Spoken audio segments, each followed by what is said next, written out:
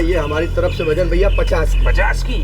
तो हमारी तरफ से भी 50 की भैया। लो भजन भैया शो करिए। हाँ पी लो भैया। भजन भैया जीत गए। तकदीरी जोरदार है। भैया इस ठेके पे चले हैं?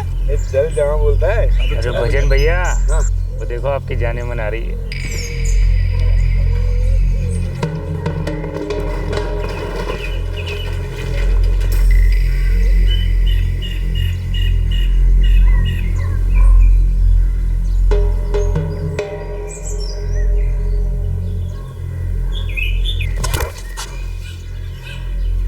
कैसी हो निर्मला? भजन जी हमें जाने दीजिए। अरे तो हम कौन सा तोहरा रास्ता रोके खड़े? जाओ।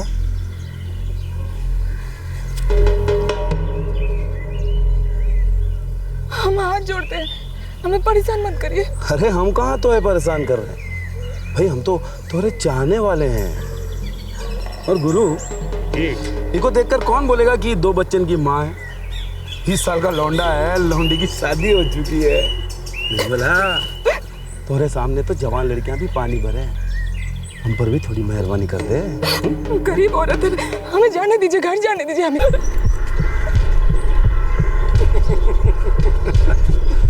ठीक है, तो इनकार में भी मजा है गुरु। भजन भैया ये ऐसे नहीं मानेगी, बहुत अड़ियल है। देखते हैं कब तक अड़ी रहेगी। भैया आपने धमाल मचा दिया।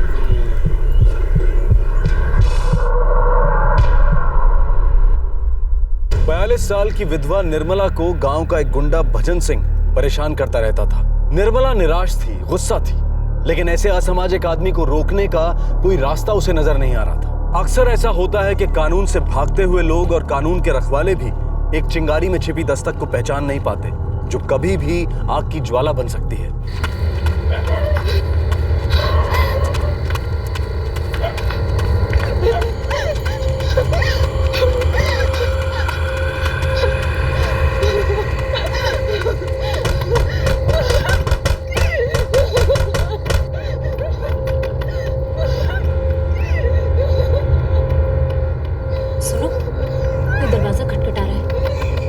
रात में कौन होगा? हाँ देखते हैं।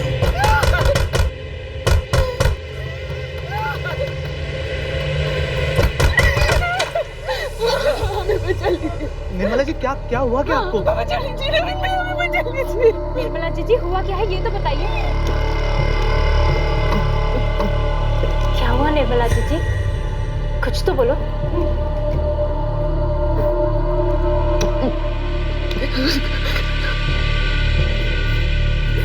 निर्मला जी कुछ तो बोलिए, क्या हुआ? आपके घर पे कुछ हुआ है क्या?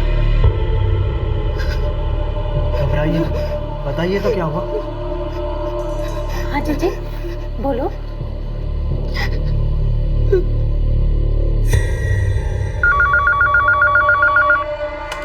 परसा बाजार पुलिस थाना कांस्टेबल राजीव सिंह। साहब हम सोयता गांव से नवीन कुमार बात कर रहे हैं। हम गांव के पंचायत समिति के सदस्य हैं। जी बोलिए। साहब आप जल्दी से हमारे गांव आ जाइए। यहाँ हमारे गांव में एक औरत के घर में एक चोर घुसा है। उसने उस चोर को अपने घर में ही बंद कर दिया है, लेकिन हमें डर है कि वो कुछ भी कर सकता है। आप जल्दी से आ जाइए।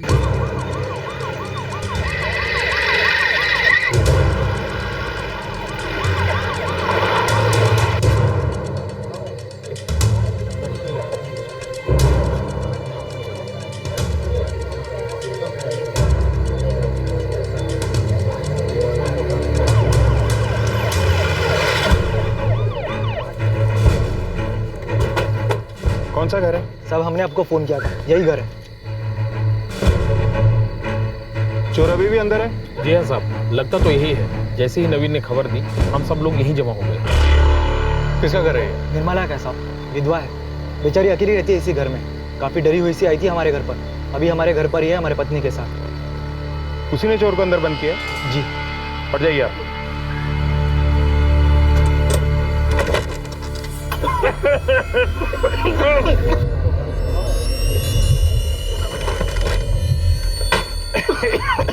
अंदर तो धुआं भरा पड़ा है, चलो देखते हैं।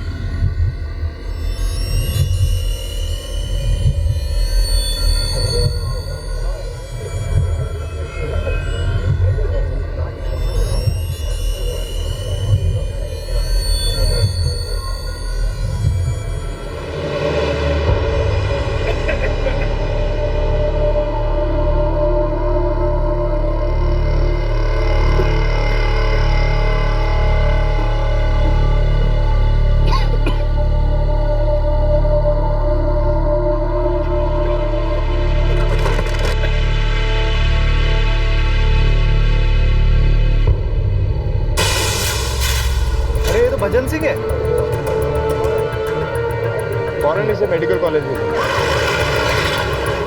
ये भजन सिंह इसी गांव का रहने वाला है? जी हाँ साहब। वो औरत जिसका ये घर है, क्या नाम बताया था उसका? जी निर्मला। तुमने तो कहा था कि कोई चोर है, वो इस भजन सिंह को जानती नहीं? पता नहीं साहब। ये भजन सिंह का परिवार भी इसी गांव में रहता है? जी हाँ सर। धर्मेश, उसके परिवार वालों को खबर कर दो। सर, निर्मला के घर के अंदर बंद चोर कोई और नहीं भजन सिंह ही था, जो बुरी तरह से जल चुका था और पुलिस इस हादसे को देखकर हैरान थी।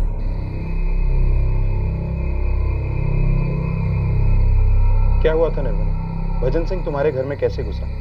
अंदर कैसे है आप पता नहीं साहब। हम उस वक्त सो रहे थे।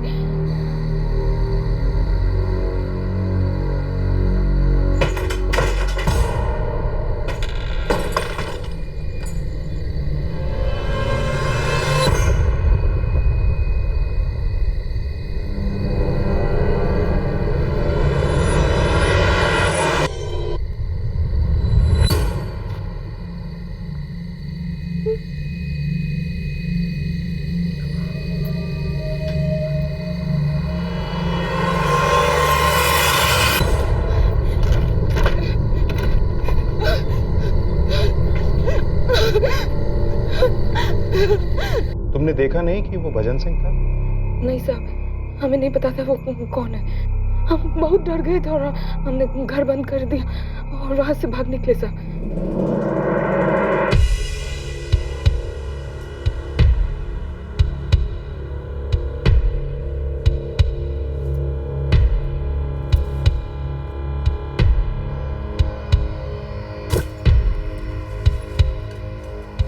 डॉक्टर साहब, मेरे पति कैसे हैं? हालत बहुत ही नाजुक है, बचना मुश्किल है।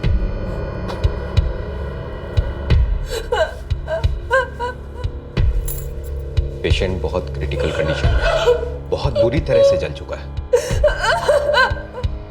उसी ने किया है मेरे पति का ये हाल, उसी ने किया।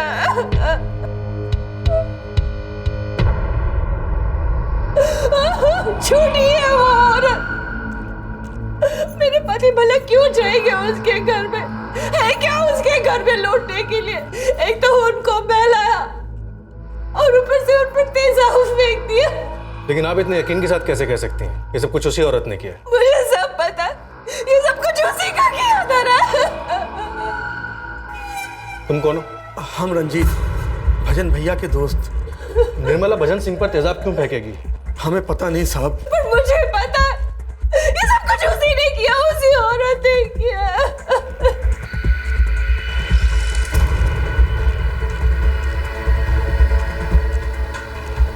यहाँ तो केरोसिन की बदबू आ रही है। हाँ सर, रसोई तो उस कमरे में है लेकिन बदबू यहाँ आ रही है।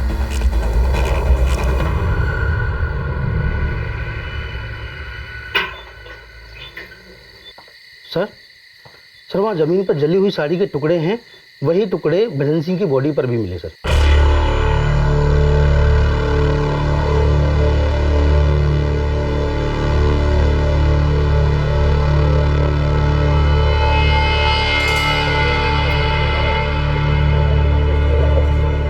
डरो मत निर्मला दीदी, इसमें आपकी कोई गलती नहीं है। सर, भजन सिंह की पत्नी सुमित्रा का आरोप है कि निर्मला ने ही उसके पति पर तेजाब फेंका। अजीब है सब कुछ। निर्मला के घर को देख के लगता है कि केरोसिन से जला है। भजन घर के अंदर बंद था। निर्मला भाग के पंचायत समिति के सदस्य के घर गई और पीछे से भजन सिंह, जो निर्मला के मुताबिक चोरी के इरादे से घर में घुसा था, अचानक जल गया। कैसे? कोई वजह नजर नहीं आ रही। सर, एक और बात, निर्मला के घर में लूटने लायक कुछ भी नहीं है, तो भजन सिंह वहां पे लूटने क्या गया था? कहानी बहुत ही टेढ़ी है। जो बताया जा रहा है सच वो नहीं है। वैसे भजन सिंह कैसा है? लगता नहीं कि बच पाएगा सर।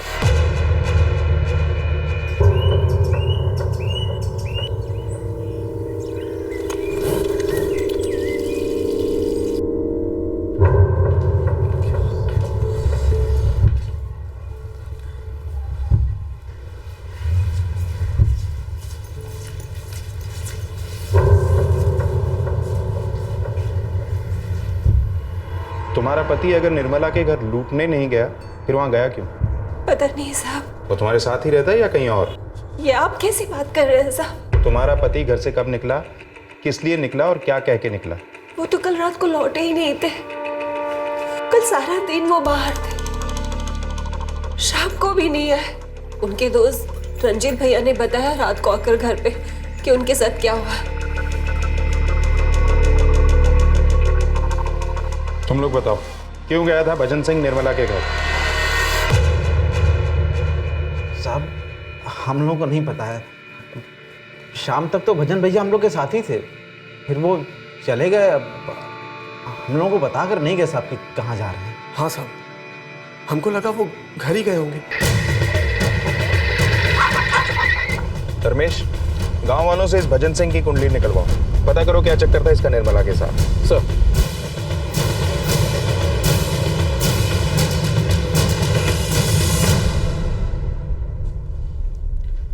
हम सच कह रहे हैं साहब, निर्मला जी ने हमें यही बताया था। हमें पूरी कहानी मनगढ़ंत लगती है।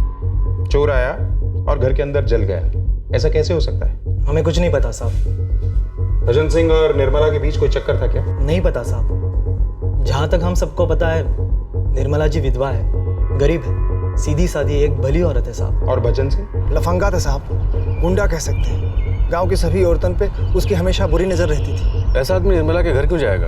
अब ये कैसे पता चले साहब? हमने तो जो कल रात में हुआ वो गाँव वालों से सुना। हरीराम, तुम तो निर्मला के घर के पास ही रहते हो ना? हाँ साहब। तुमने कोई चीख पुकार नहीं सुनी? भजन सिंह अंदर जल गया, चीखा चिल्लाया तो जरूर होगा।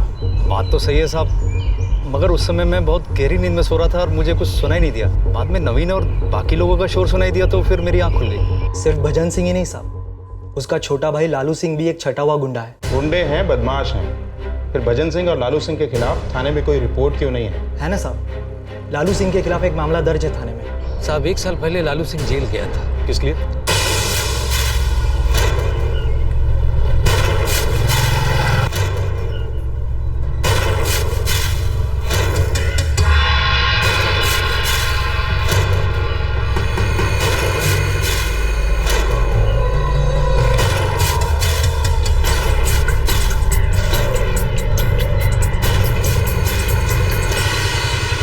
साल की बच्ची थी साहब, बहुत गलत किया उसके साथ लालू सिंह ने। लालू पकड़ा तो गया था साहब, लेकिन 4 महीने बाद ही उसकी जमानत हो गई। हम सबको पता है उसने क्या किया था उस बच्ची के साथ, फिर भी वो छूट गया। ये केस कहाँ दर्ज हुआ था? इसी थाने में साहब, लेकिन तब आप यहाँ नहीं थे। हाँ साहब, हमको याद है लालू सिंह जो भजन सिंह का भाई है, उसने बच्ची पर बलात्कार किया था और वो उसी केस में पकड़ा गया था। लेकिन भजन सिंह के खिलाफ कभी कोई FIR नहीं है, जबकि वो भी एक लफंगा है। अब ये नहीं पता साहब कि गांव वालों ने उसके खिलाफ कभी कोई रिपोर्ट क्यों नहीं लिखवाई। सर, ये भजन सिंह एक नंबर का बदमाश और आवारा था, फिर भी किसी ने एक भी शिकायत दर्ज नहीं की उसके खिलाफ। सारा गांव से डरता था सर।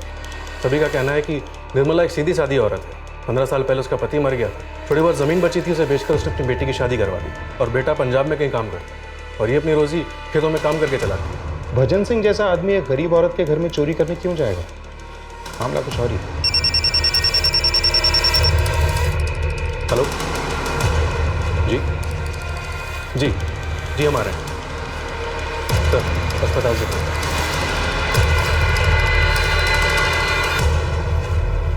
अभी आधे घंटे पहले भजन सिंह मर चुका है, बॉडी हमने पोस्टमार्टम के लिए भेज दी है। कुछ छुपा रहे हैं गांव वाले। जो निर्मला बता रही है वैसा कुछ हुआ ही नहीं।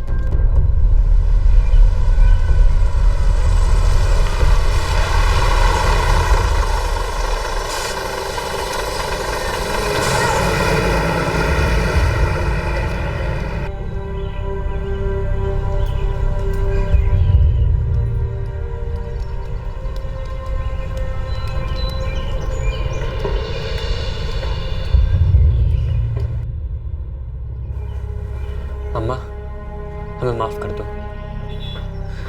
ऐसे वक्त में भी हम तुम्हारे साथ नहीं थे। ना बेटा, तेरी कोई गलती नहीं, ना हमारी कोई गलती है। जो होना था सो हो गया। मौत दम घुटने से और जलने से हुई है। ये नामुमकिन है कि इसने खुद को आग लगा ली हो या गलती से आग की चपेट में आ गया हो। इनके खून में काफी मात्रा में शराब थी और ऐसे लगता नहीं कि इनके ऊपर किसी ने केरोसिन डाला था। उस पर जो साड़ी के टुकड़े मिले वो केरोसिन में डूबे थे। मतलब चोरी का केस नहीं है, जो हुआ किसी और मकसद से हुआ।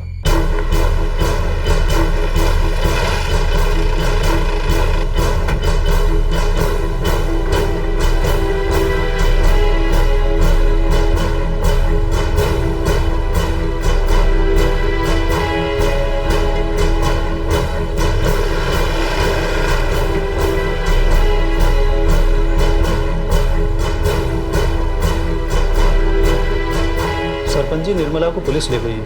सच कितना भी छुपा लो, कभी ना कभी सामने आता ही है।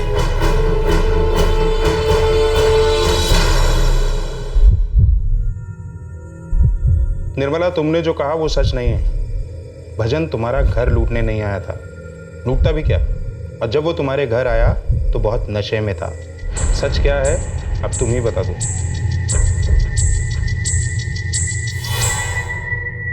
निर्मला वाकई सच छुपा रही थी, वो सच जो उसने नवीन और उसकी पत्नी रंजना को उसी रात बता दिया था, जिस रात उसने मदद के लिए उनके दरवाजे पर दस्तक दी थी। निर्मला जी, क्या हुआ? हम अपने आप को क्यों मार डाले, क्यों मार डाले, जबकि हमने कोई गलती की नहीं, हमने कोई गलती नहीं की। ये आप मरने की बात क्यों कर रहे हैं? बताइए तो क्या हुआ है? भजन सिंह तुम्हारे घर आया, फिर कैसे घुसा है पता नहीं साहब। हम सो रहे थे, हमने करवट बदली और अचानक हमारी आंख खुली।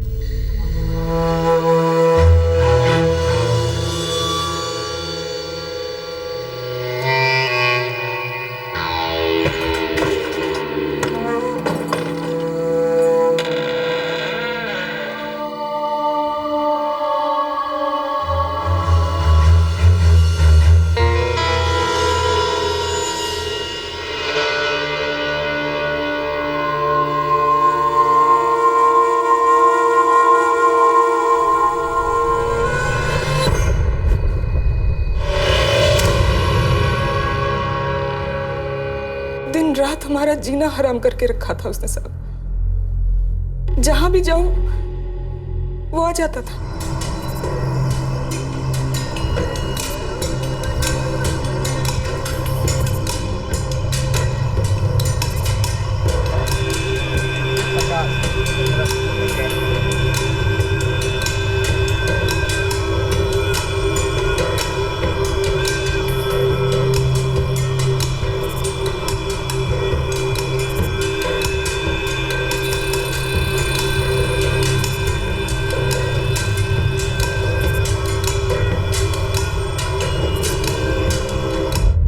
हर औरत, हर बच्ची को वो परेशान करता था सर।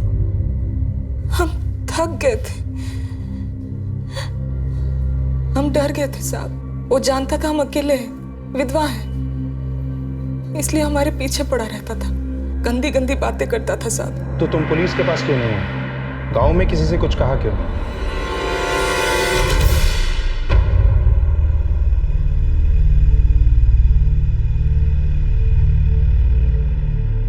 घर से बाहर निकलना मुश्किल कर दिया उसने। हम कहीं भी जाते तो वो हमारे पीछे पीछे आ जाता है, गंदी गंदी बातें करता है, कहीं भी कभी भी हाथ लगाता है। घिन आती है हमें, बहुत घिन आती है। आप सब हमारी मदद करो।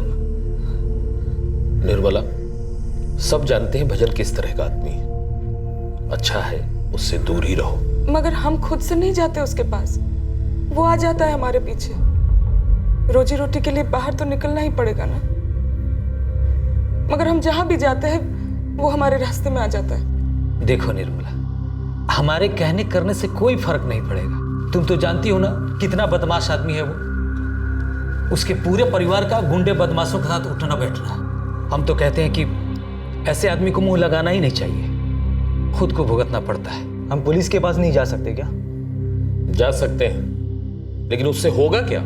4 दिन जेल में रहेगा और बाहर आ जाएगा जमानत पर, तब और भी दबंगई दिखाएगा। और नहीं तो क्या, उसके छोटे भाई लालू को देख लीजिए। कौन नहीं जानता कि उसने 12 साल की मंजू के साथ क्या नहीं किया। क्या हुआ? जमानत पर बाहर आ गया।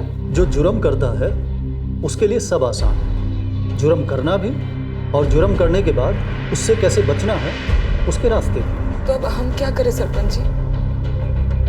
कब तक ऐसे ही जीते रहे हम? देखो निर्मला, कुछ वक्त और देखते हैं। जहां तक हो सके उससे बच के रहो और शांति बनाए रखो।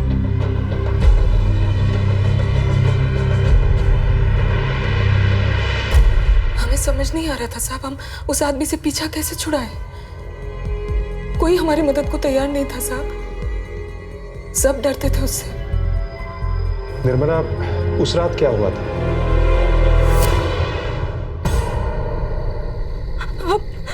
आप यहाँ क्या कर रहे हो?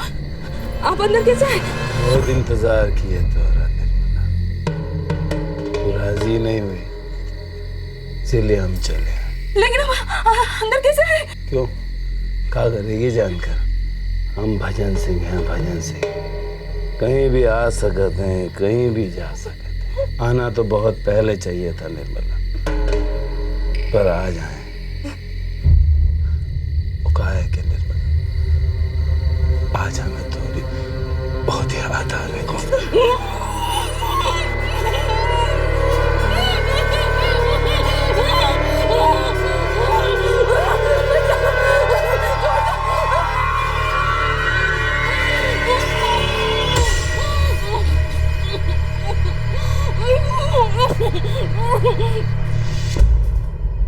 वो बहुत ताकतवर था सर, और हम कमजोर। मैं उसके सामने गिड़गिड़ाती रही, रोती रही, पर वो एक ना माना। जिस बात का मैं डर था, उस रात तो उसने और तुमने उसे जला दिया? नहीं नहीं साहब, हम तो खुद ही को मार डालना चाहते थे।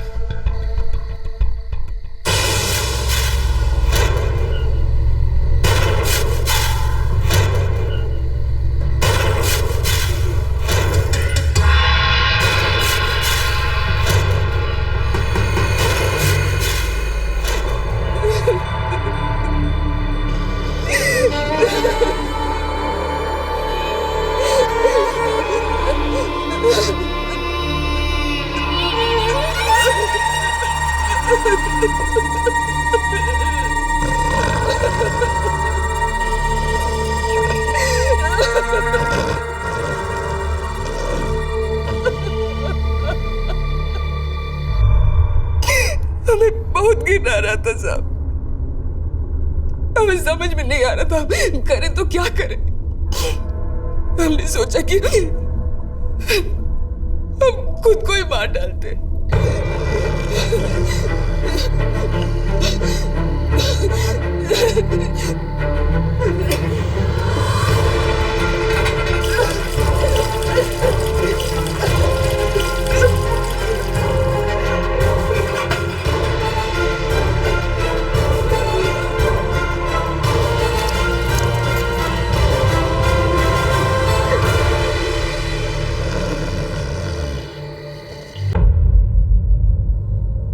फिर सोचा हम क्यों मरे, हमने क्या गलत किया?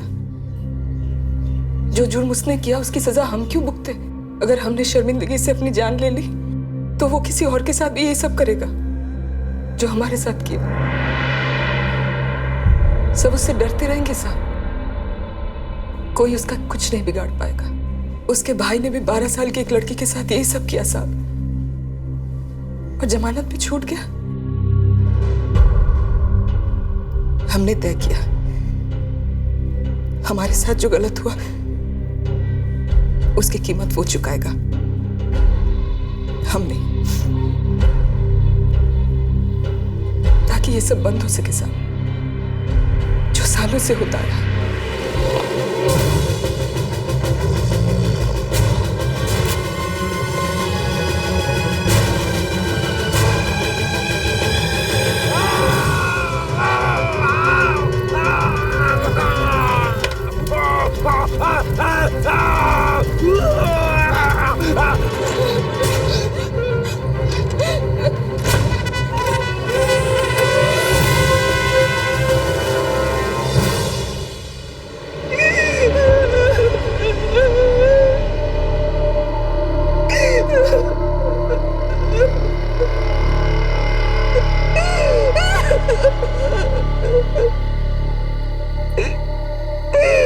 निर्मला जी, हमें पुलिस से बात करने दो, हम संभालते हैं।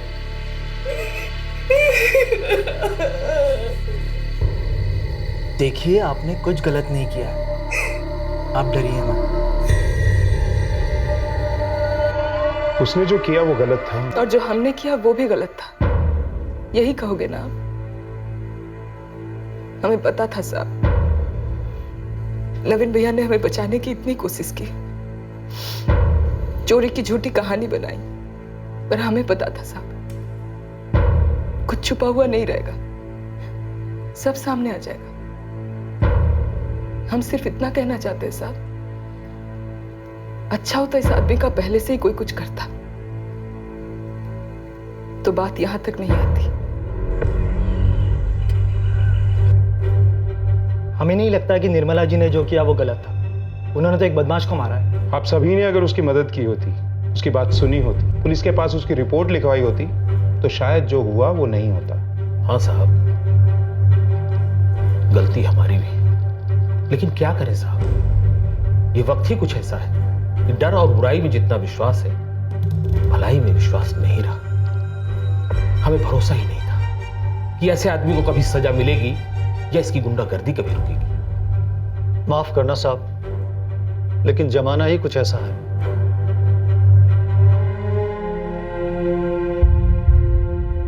अम्मा, हमारे हिसाब से आपने कुछ गलत नहीं किया। निर्मला इस वक्त न्यायिक हिरासत में है। इस केस में 2 एफआईआर दर्ज हुई। पहली मृत भजन सिंह के खिलाफ धारा 376 बलात्कार के लिए और दूसरी निर्मला के खिलाफ धारा 302 भजन सिंह की हत्या के लिए। एक आम इंसान क्या करेगा जब ऐसा होने लगे कि जुर्म करने वाला कुछ भी करके बच निकलेगा? जब गुंडे और असामाजिक तत्व जो अपने अपराधों को छिपाने में माहिर हैं, हर तरफ उनका ही राज हो, तो कोई क्या करे? ऐसा क्यों है कि आम इंसान डर के साए में जीने को मजबूर है? ऐसे लोगों के मुंह नहीं लगते, ऐसे लोगों से दूर ही रहो। अपनी जिंदगी क्यों खतरे में डाल रहे हैं? अरे वो तो गुंडा है, उसका क्या? क्यों ऐसी सोच हम पर हावी होने लगी है? निर्मला के डर को हथियार बनाकर भजन सिंह उसे परेशान करता रहा, लेकिन एक वक्त आया जब निर्मला ने नहीं सहा। उसने भजन सिंह को जवाब दिया, और वो भी खतरनाक तरीके से। हमारे आज के एपिसोड की दूसरी कहानी।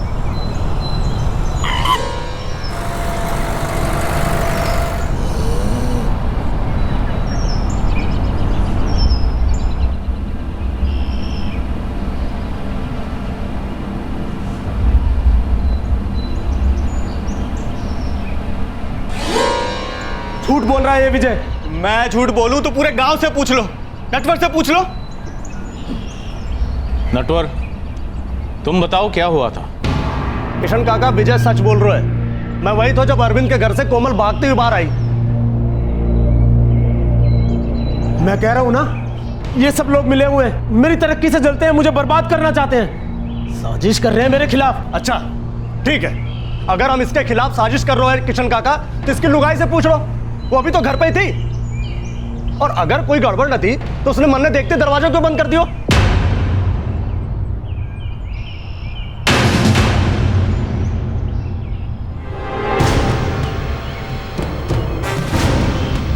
क्यों वो अंकिता भाभी? अंकिता भाभी ने मरने देखते ही इसलिए दरवाजा बंद कर लिया था क्योंकि उन्हें पता तो कि घर के अंदर क्या कांड हुआ।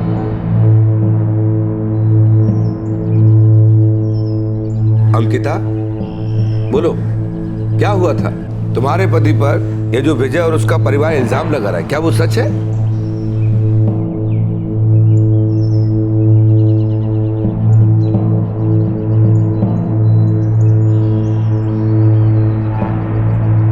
अंकिता, ये लोग सच बोल रहे हैं क्या?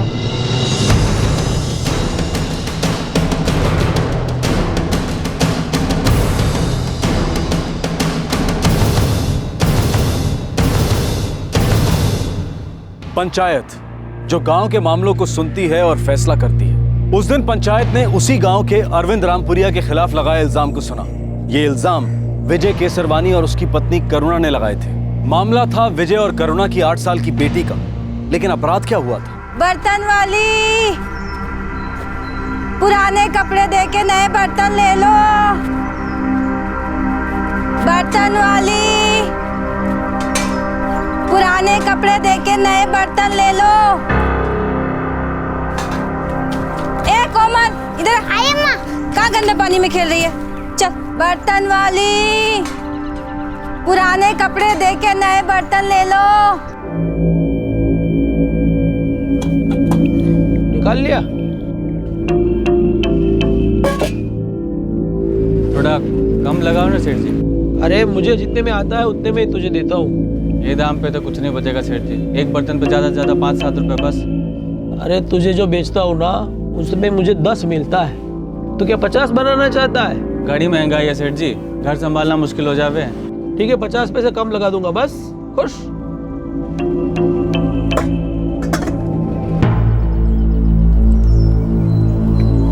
आज सुबह से बस इतने ही कपड़े मिले हैं। और नए बर्तन लाया हूँ, उम्मीद है दोपहर की फेरी में कुछ अच्छे कपड़े मिलेंगे। अम्मा, मैं फ्रॉक रख लूं जो उस घर से मिली थी? नहीं बेटा, तो फिर कभी ले लेना। आज कपड़े कम मिले हैं ना, हमको यही बेच के काम चलाना पड़ेगा। तुम लोग रोटी खा के निकलो, मैं कपड़े लेके जाता हूँ।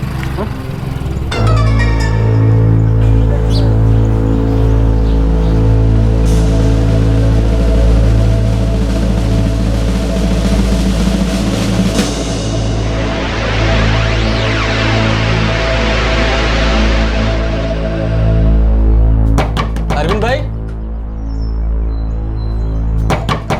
अरविंद भाई। हाँ भाई विजय, देखिए आज क्या लाया है। बहुत अच्छे कपड़े लाए अरविंद भाई।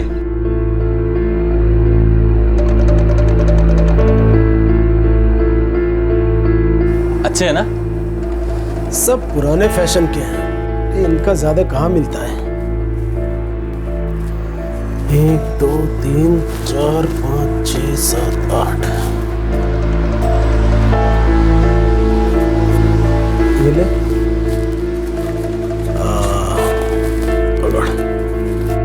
सिर्फ 60 रुपए? तो बहुत कम है अरविंद भाई।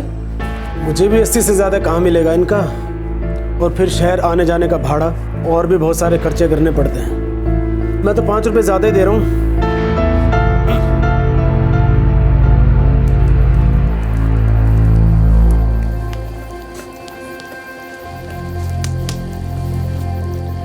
दोपहर भर पूरे 3 मोहल्ले घूमी, तब कहीं जाके 4 कपड़े मिले हैं।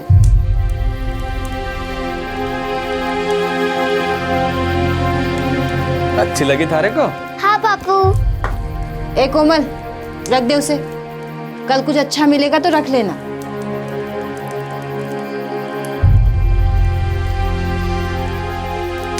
अरे ये तो बहुत अच्छी है। अरे उस औरत ने बर्तनों के लिए इतना माथा फोड़ी की, तब कहीं जाके ये साड़ी दे मुझे। इसके तो पक्के 60 रुपए मिल जाएंगे। तुम्हारे अरविंद भाई इतना पैसा देंगे क्या? कम देंगे ना, मैं उनको बेचूंगा ही नहीं। अगर अरविंद काका 60 रुपए से कम देना तो उन्हें देना मत, वापस ले आना। ठीक है बापू। और उसके बाद सीधे अम्मा के पास चले जाना। मैं वो चौथी गली में रहूंगी। ठीक है अम्मा।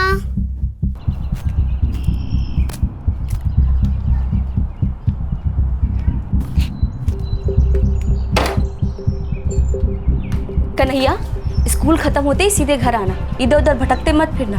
हाँ माँ।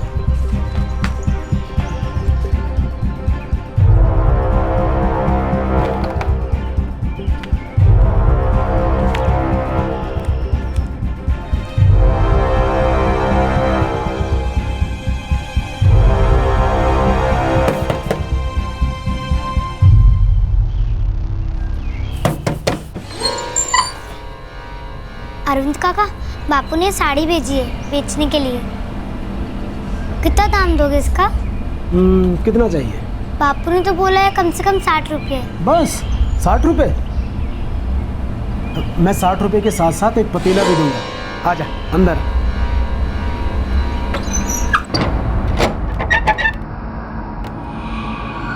आजा बेटा, चल चल रसोई में चल।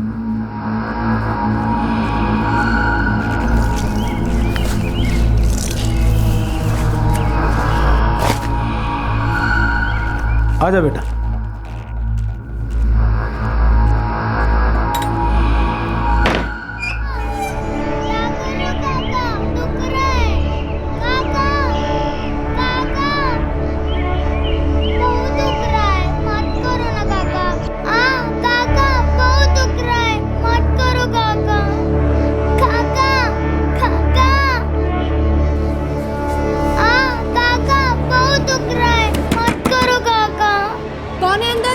दरवाजा खोलो।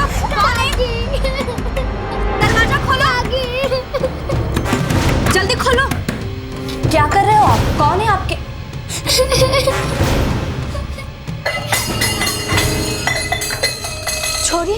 छोरी के साथ क्या कर रहे थे आप?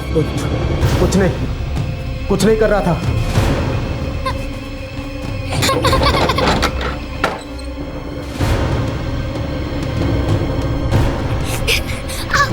संभल के छोरी। अरविंद काका ने मुझे मारा। अरे कोमल बेटा सुन तो हुआ क्या हुआ अंकिता भाभी? अंकिता, क्या ये सच है कि तुम्हारे पति अरविंद ने इस बच्ची कोमल के साथ जबरदस्ती करने की कोशिश की? ये सब झूठ है, मनगढ़ंत कहानियां बना रहे हैं ये सिर्फ 8 साल की छोरी है। ये तो ठीक से बोल भी नहीं पा रही कि इसके साथ क्या हुआ। पर आप हम सब बड़े हैं, समझ सके हैं कि इस आदमी ने उसके साथ क्या करने की कोशिश की। क्या हुआ कोमल? तू रो क्यों रही है? अरविंद चाचा ने मुझे बहुत मारा। क्यों? मुझे नहीं पता। तूने कुछ किया क्या? मैंने कुछ नहीं करा, मैं सिर्फ साड़ी बेचने गई। उन्होंने बोला 60 रुपए के साथ एक पतीला दूंगा। रसोई में ले जाके दरवाजा बंद करके उन्होंने बहुत मारा मुझे।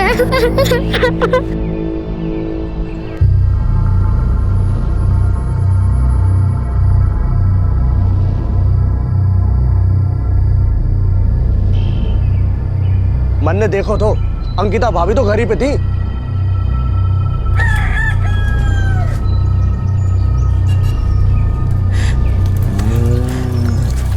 कोमल को लगा कि वो उसे मार रहा था। उसे क्या पता कि वो आदमी उसके साथ कुछ और ही करने की कोशिश कर रहा था। उसने मुझे ये भी बताया कि उसे किस किस जगह पे मार रहा था।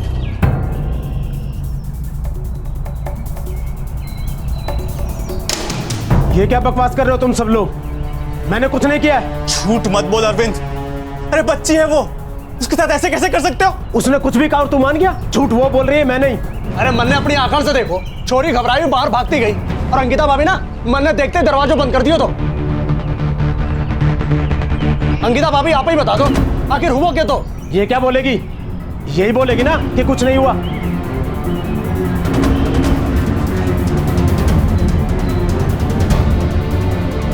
चलो परेशान मत करो मुझे, निकलो यहां से। चल चल बेटा। विजय, हमें ये मामला पंचायत में ले जाना चाहिए। हाँ बिल्कुल। उसकी लुगाई है ना, वो भी अच्छी तरह से जानती है कि उसने कोमल के साथ कुछ गलत काम करने की कोशिश की है। और आज कोमल है, कल गांव की किसी और छोरी के साथ करने की कोशिश कर सकता है। मैंने कोमल के साथ कुछ नहीं किया। मैं तो इसे साड़ी के पैसे के साथ साथ एक बर्तन भी दे रहा था। ये सब झूठी कहानी बना रहे हैं। अंकिता, हम तुम्हारी बात सुनने का इंतजार कर रहे हैं। मेरे पति झूठ बोल रहे हैं।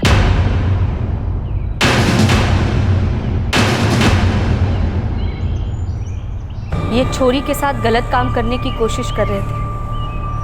मैं बाहर कपड़े सुखा रही थी, तभी मुझे कोमल के चीखने और रोने की आवाज़ सुनाई पड़ी।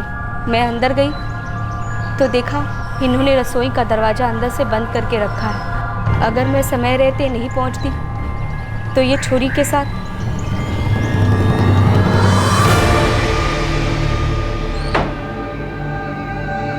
क्या हुआ अम्मा? चुप, कुछ बोलने की जरूरत नहीं है।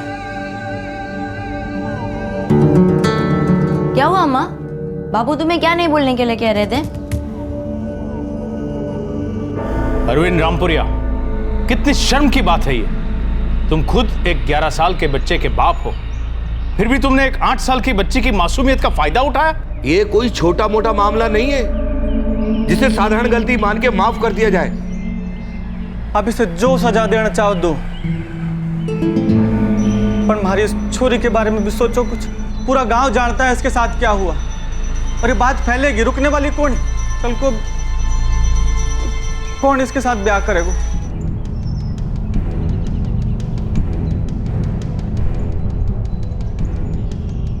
अरविंद और अंकिता, ये बात तो बिल्कुल सच्ची है कि जो कुछ भी हुआ है उसके बाद इस बच्ची के ब्याह में दिक्कत तो आनी ही है। पंचायत को यह लगता है कि सारी गलती अरविंद की है, इसलिए इसे सही भी अरविंद का परिवार ही करेगा। इसलिए पंचों ने तय किया है कि अरविंद का बेटा कन्हैया कोमल से ब्याह करेगा जब कोमल 18 साल की हो जाएगी।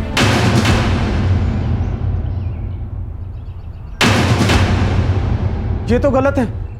गलती मैंने की है तो उसकी सजा मेरा बेटा क्यों भुगतेगा? अरविंद, तुम हर महीने कोमल के गुजारे के लिए पैसे दोगे और जब ये 18 साल की हो जाएगी तो अपने बेटे से इसकी शादी करवाओगे।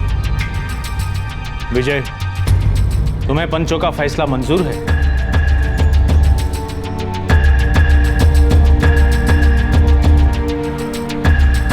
जी मंजूर है, जो पंचों की राय। लेकिन मुझे मंजूर नहीं। गलती मैंने की है, मेरे बेटे ने नहीं। अगर ब्याह की ही बात है तो जब ये 18 साल की होगी तो इससे ब्याह मैं कर लूंगा।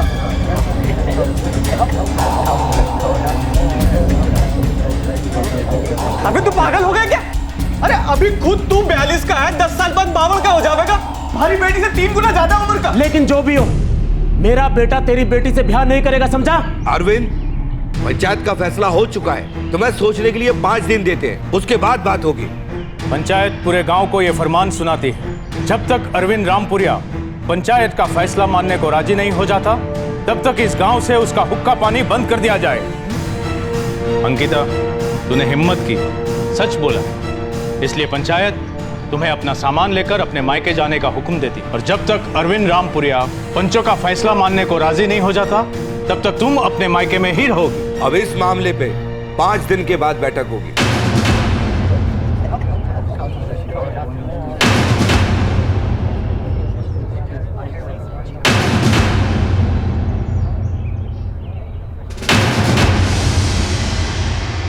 एक पत्नी ने, एक औरत ने जो देखा वो सच सबके सामने रख दिया, लेकिन पंचायत ने एक बेतुका विचित्र फैसला सुना दिया जो उस मासूम बच्ची के परिवार को मंजूर भी था।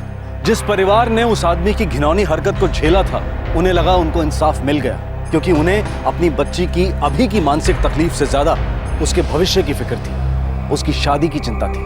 क्या किसी के भी मन में यह नहीं आया कि उस बच्ची पर इस वक्त क्या गुजर रही है और यह फैसला उस पर कितना गहरा असर कर सकता था?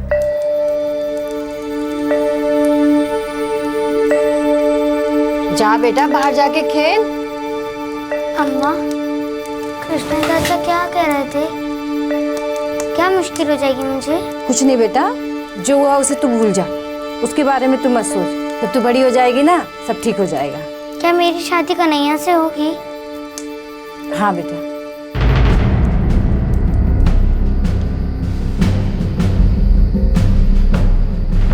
पंचायत ने बहुत सही फैसला किया है, लेकिन अब तक उस अरविंद ने इसे माना को नहीं। अरे मान जाएगा, आज नहीं तो कल मान जाएगा। देखो भाया, उसके लुगाई और बच्चा बहुत दूर है और इस तरह से रहना कोई आसान काम नहीं है। खुशी से नहीं तो मजबूरी में मान जाएगा। मैं तो यूँ कहूँ कि जब उसने क्यों है तो उसके लिए उसी को तो भरने पड़ेगा।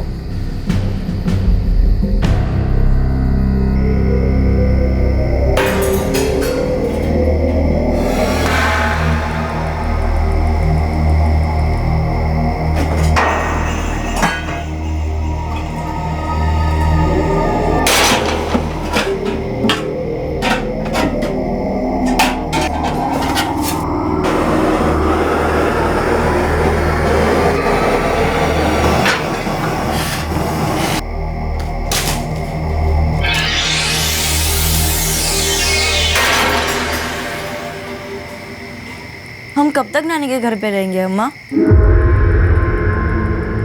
पता नहीं बेटा, कल से तो यहीं से स्कूल जाना। अम्मा, हमें बापू के पास जाना है। बापू ने क्या किया है? तू सो जा बेटा, तुझे समझ नहीं आएगा। अम्मा, वो काका क्या कह रहे थे कि मेरी शादी कोमल से हो जाएगी?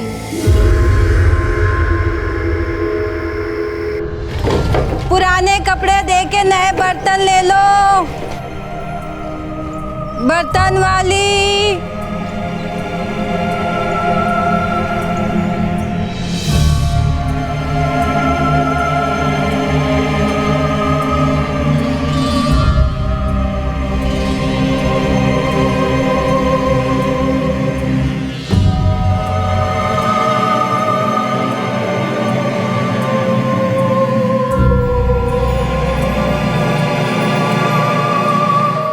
सुनिए, ये जो कोमल के साथ हुआ ना, उसकी वजह से वो बहुत उदास हो गई है। पता है माँ, अब जो हुआ उसे बदल तो नहीं सकते ना। 5 दिन हो गए, कल फिर बैठेगी पंचायत। इस बार अरविंद मान जाए तो अच्छा है। गांव के सब लोग कह रहे थे कि वो मान जाएगा, धीरे धीरे सब ठीक हो जाएगा। ये जो इसके भविष्य की बात हो रही है ना, इसके ब्याह की बात हो रही है, ये सब सुन सुन के ना वो बहुत परेशान हो गई है। मुझे लगता है कल हमें उसे पंचायत में लेकर नहीं जाना चाहिए। ठीक, कल उसे घर पर रख कर ही जाएंगे।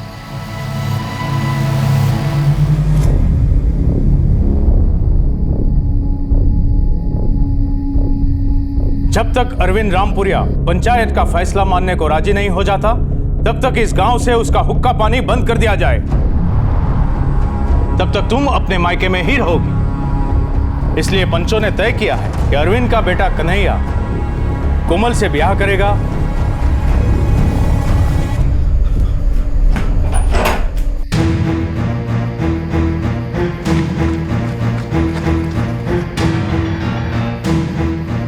अरे कहाँ चल दिए अरविंद भाया? मुझे सारी बात पूरे गांव को बताने की जरूरत नहीं है। 5 दिन पूरे हो गए हैं, याद है ना? कल पंचायत ने बुलाया आपको। मुझे सब याद है, अच्छी तरह याद है। मुझे कुछ याद दिलाने की जरूरत नहीं है, समझा?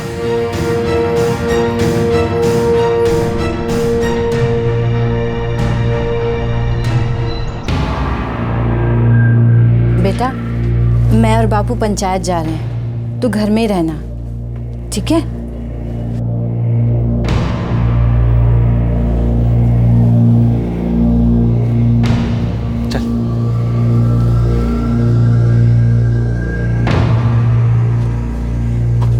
कोमल, कुंडी लगा ले।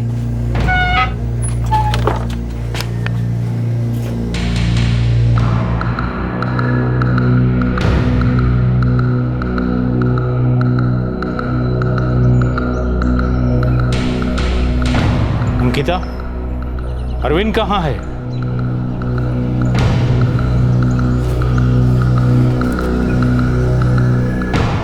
पता नहीं काका, जब से पंचायत ने फैसला सुनाया, मैं तो अपने मायके में ही रह रही हूँ। कल रात मैंने उसे गांव से बाहर जाते हुए देखा, लगता है वो भाग गया।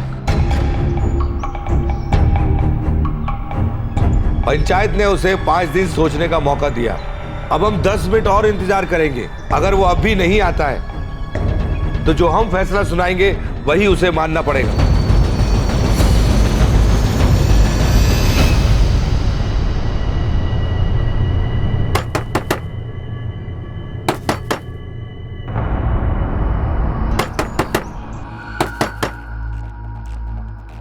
कौन है? मैं अरविंद काका। मुझे माफ कर दे, मुझसे गलती हो गई। देख, मैं तेरे माँ बापू को साथ लेकर आया हूं। डर मत, दरवाजा खोल बेटा। बस, बहुत हो गया इंतजार। अगर 3 दिनों के अंदर अंदर अरविंद हमारे सामने नहीं आया और उसने पंचायत का फैसला नहीं माना, तो हम ये मान लेंगे कि उसे हमारा फैसला मंजूर है और हम कन्हैया और कोमल की मंगनी कर देंगे।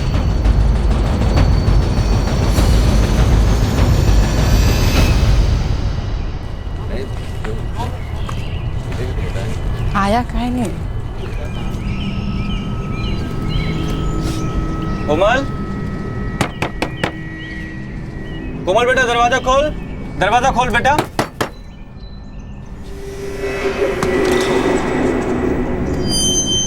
कोमल, दरवाजा खोल। कोमल, बेटा दरवाजा खोल। कोमल, अम्मा, अम्मा। कोमल, क्या हो गया? कोमल, कोमल, दरवाजा खोल। दरवाजा खोल बेटा। क्या? कोमल, दरवाजा खोल बेटा। देखो माँ आ गई। कोमल, दरवाजा खोल बेटा। क्या हो गया इसको? दरवाजे का अरविंद, क्या कर रहा है? कोमल, कोमल, कोमल, बेटा क्या?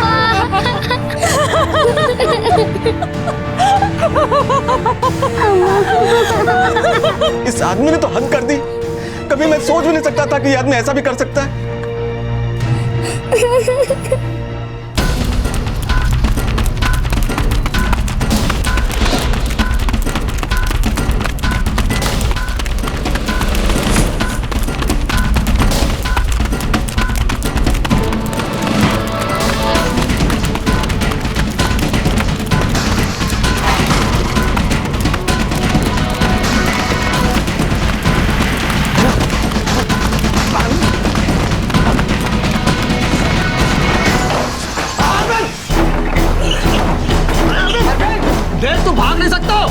अरविंद अरविंद कौन अरविंद तू इधर आओ, मैं पीछे जाता हूँ, उधर से भागने की कोशिश करूंगा।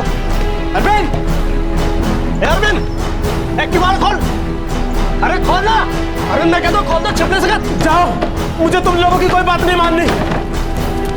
अरविंद दरवाजा खोल।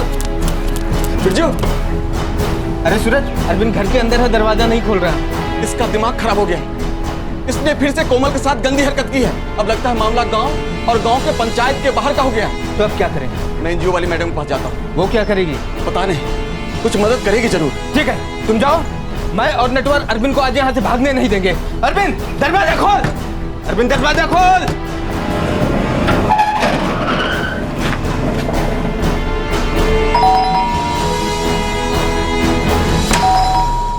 जी मैडम है? हाँ है, क्या बात है? साहब, उनसे जरूरी बात करनी है। कब हुआ ये? अभी मैडम, हम सब पंचायत में बैठकर उसी का इंतजार कर रहे थे, तभी उसने पीछे जाकर ये कर डाला। वो अभी भी घर में छुप के बैठा है, 2 लोग उसके घर के बाहर खड़े हैं ताकि वो भाग न जाए।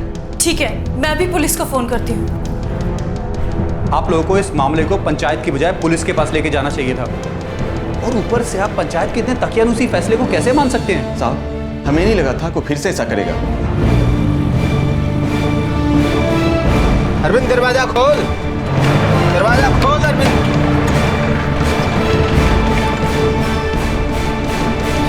साहब वो अभी भी अंदर ही है। अरविंद दरवाजा खोलो, अरविंद पुलिस आ गई है। अरविंद, हम दरवाजा तोड़ देंगे। देखो ये गांव वाले जबरदस्ती मेरे बेटे की शादी उस छोरी से नहीं करवा सकते। अरविंद मैं आखिरी बार बोल रहा हूं, दरवाजा खोल दो। तोड़ दो दरवाजा।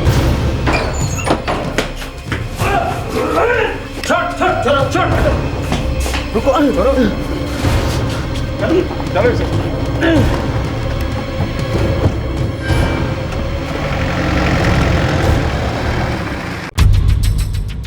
आप लोग इस मामले को अपने हाथ में कैसे ले सकते हैं? इस मामले की गंभीरता का जरा सा भी अंदाजा है आपको? देखिए प्रवीण जी, आपकी लुगाई एक एनजीओ चलाती है जो पढ़ाई लिखाई के लिए बनाया गया है। आप लोगों को इस गांव के तौर तरीके और रीत रिवाजों के बारे में कुछ भी नहीं पता। इस मामले को कैसे सुलझाया जाए और गांव में शांति कैसे बनाई जाए, ये हम अच्छी तरह से जानते हैं। आपके तौर तरीकों से देखो क्या हुआ है बच्ची के साथ।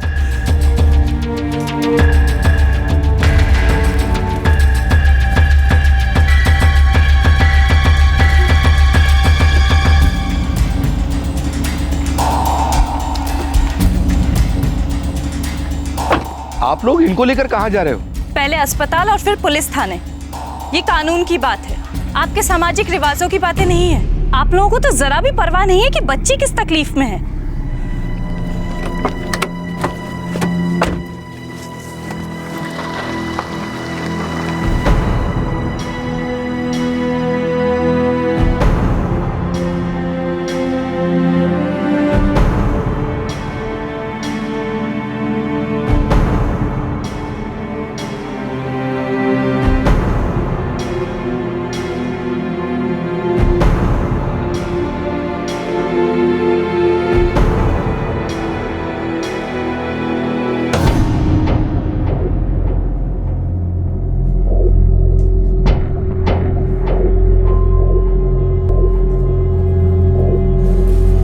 शुरुआती जांच से यही लगता है कि लड़की के साथ सेक्सुअल हैरेसमेंट यानी यौन शोषण हुआ है।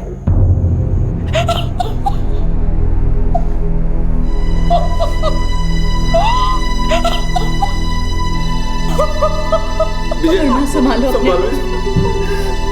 करना विजय संभाल।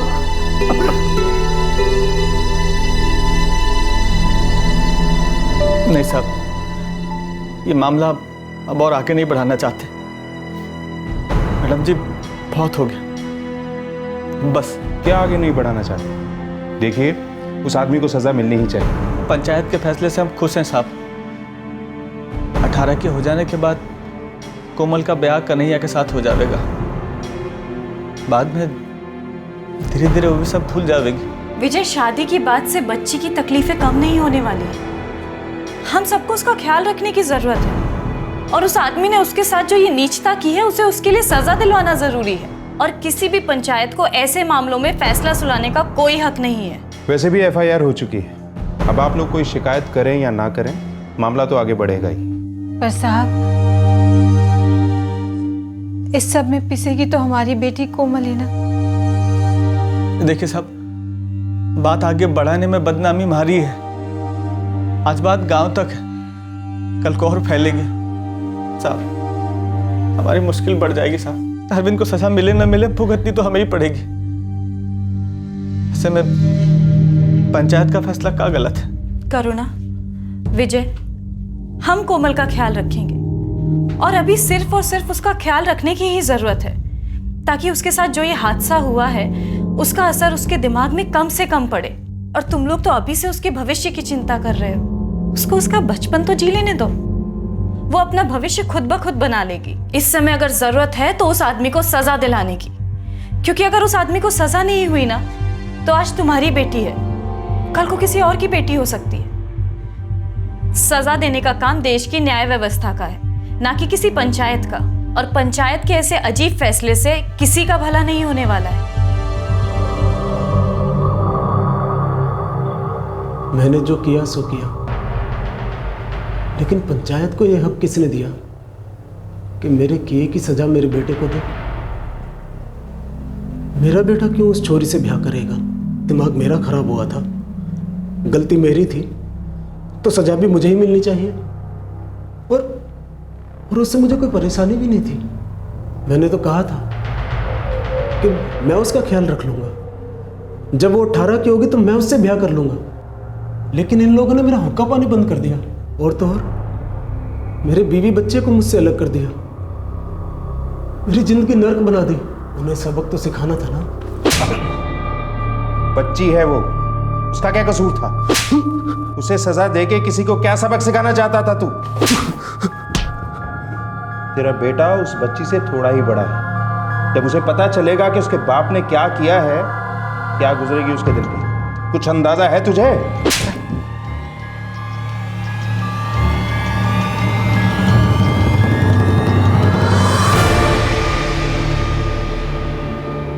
मैं कन्हैया के सवालों का क्या जवाब दूं अम्मा? क्या कहूं उससे कि उसके बापू ने क्या किया?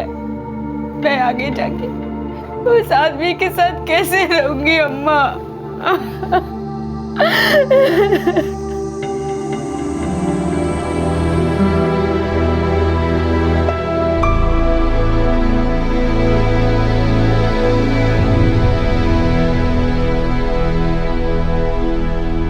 वो जो कुछ भी कर रहे हैं करने दीजिए उन्हें। हमने तो मामला सुलझाना चाहा था और मुजरिम को सजा भी दी थी। अब बाकी कोमल के माँ बाप जाने, उनकी बच्ची है, उसका भविष्य उनकी सरदर्दी। बिल्कुल सही कहा आपने।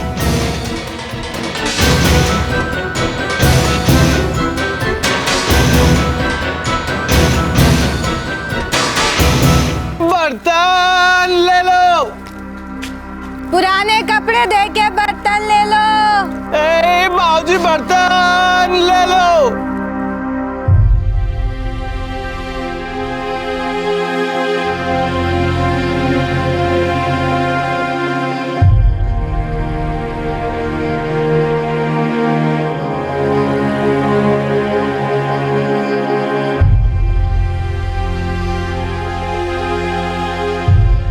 अरविंद रामपुरिया पर 12 साल से कम उम्र की लड़की के साथ बलात्कार करने के लिए आईपीसी की धारा 376 सब सेक्शन 2F लगाई गई है।